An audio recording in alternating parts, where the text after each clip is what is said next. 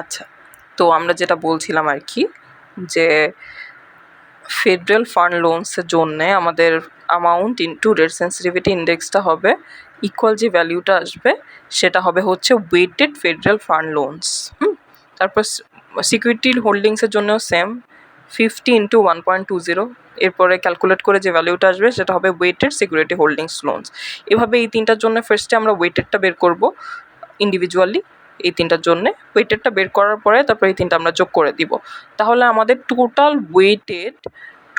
Weighted interest sensitive অ্যাসেটসটা আসবে। আবার লাইবিলিটিসও same, সহজ বিষয়, যে ইন্টারেস্ট বিয়ারিং ডিপোজিটস অ্যামাউন্ট যেটা দেওয়া আছে সেটা ইন্টু রেট সেন্সিটিভিটি ইন্ডেক্সটা আসবে ইকুয়াল আমাদের হচ্ছে ওয়েটেড ইন্টারেস্ট সেন্সিটিভ লাইবিলিটিসটা আমরা পাবো ইন্ডিভিজুয়ালি। সো প্রথমে ওয়েটেড ইন্টারেস্ট বিয়ারিং ডিপোজিটটা আসলো, তারপর ওয়েটেড মানি মার্কেট বোরিংসটা আসলো মাল্টিপ্লাই করে ক্যালকুলেট করে।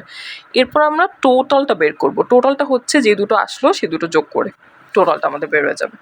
এই যে দেখেন এতক্ষণ যেটা বলছিলাম সেটা এখন আমরা হাতে কলমে করার পরে যা আসে সেটা দেখি। 50 ইন্টু 1 এই যে ওয়েটেডগুলো আসলো, তারপর 50 ইন্টু 1.20 ওয়েটেড আসলো, 310 ইন্টু 10.8 ইন্টু 1.45, সো আসলো হচ্ছে 450.66। এই তিনটা যোগ করে যেটা আসলো সেটা ওয়েটেড ইন্টারেস্ট সেন্সিটিভ অ্যাসেটস। আবার 250 ইন্টু 0.75 আসলো এটা, 85 ইন্টু 0.95 আসলো হচ্ছে এটা। সো এই দুটো যোগ করে আমরা ওয়েটেড ইন্টারেস্ট সেন্সিটিভ লাইবিলিটিটা পেলাম।